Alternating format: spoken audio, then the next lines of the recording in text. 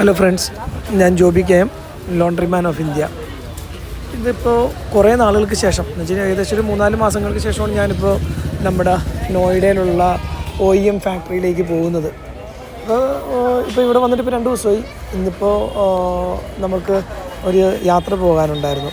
എന്ന് വെച്ചാൽ 9-ാം തീയതി, ഇന്ന് 9-ാം തീയതിയാണ് കേട്ടോ, 9 ഓഗസ്റ്റ് 2025. അപ്പോൾ എനിക്കൊരു യാത്ര പോകാനുണ്ടായിരുന്നു. പെട്ടെന്ന് ഇന്ന് രാവിലെ ഇവിടെ ഒരു 9-9:15 ആയപ്പോൾ രാവിലെ മഴ പെയ്തു. നമ്മൾ പുറത്തേക്ക് ഇറങ്ങിയപ്പോഴത്തേക്കും നമ്മുടെ മെയിൻ ഒരു എൻട്രൻസ് ഉണ്ട്. ആ എൻട്രൻസിൽ കാണുന്ന വെള്ളക്കെട്ടാണ് ഈ കാണുന്നത്. എന്ന് വെച്ചാൽ ചില കാര്യങ്ങൾ നമ്മൾ ഓർക്കുമ്പോൾ കേരളം വളരെ ഭംഗിയുള്ളതാണ്. എന്നുവെച്ചാൽ വെള്ളക്കെട്ടുണ്ടോ എന്ന് ചോദിച്ചാൽ കേരളത്തിലുണ്ട്.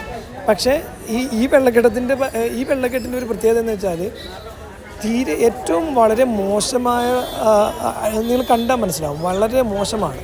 എന്ന് വെച്ചിട്ടുണ്ടെങ്കിൽ വേസ്റ്റ് എല്ലാം റോഡിലേക്ക് വന്നു. അപ്പുറം ഇപ്പുറം എല്ലാം ഗള്ളിയാണ്, ചോപ്പടി ഗള്ളികളൊക്കെയാണ്. ഇവിടെ നിന്നുള്ള വേസ്റ്റ് മൊത്തം സെപ്റ്റി ടാങ്ക് മുതൽ കാണ വരെയും എല്ലാം റോട്ടിലാണ്. ഒരുമാതിരിപ്പെട്ട വണ്ടികളെല്ലാം നമുക്ക് വെള്ളത്തിൽ മുങ്ങി ബ്ലോക്കായിട്ടുണ്ട്.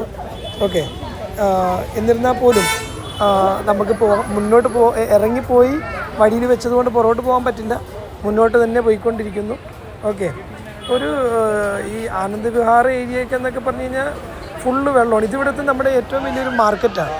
ഈ മാർക്കറ്റിൻ്റെ മുന്നിൽ കാണാം നിങ്ങൾക്കെന്ന് വെച്ചാൽ കോഴിയുടെ വേസ്റ്റ് മുതൽ നമ്മുടെ കാണയിലെ വേസ്റ്റ് മുതൽ സെപ്റ്റി ടാങ്ക് മുതൽ ആളുകൾ തുപ്പുന്നു, ഇതൊക്കെ എല്ലാം അടക്കം റോഡിലാണ്. അപ്പം നമ്മൾ ഓർക്കുക, ചില കാര്യങ്ങളിൽ നമ്മുടെ ഇവിടെയൊക്കെ എന്ന് പറഞ്ഞാൽ കുറേ കൂടി നല്ലതാണ്. കുറേ കാര്യങ്ങൾ നമ്മുടെ പബ്ലിക്ക് തന്നെ സൊസൈറ്റിക്ക് വേണ്ടി സപ്പോർട്ട് ചെയ്യുന്നുണ്ട്.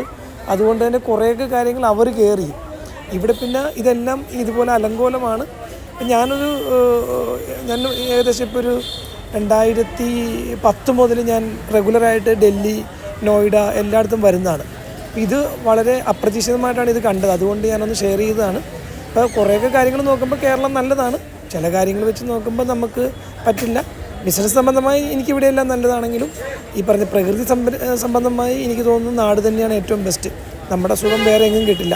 അപ്പോൾ ഒരു ഇൻഫർമേഷൻ വീഡിയോ ആയിട്ട് കരുതുക. Okay, thank you. Joby K M.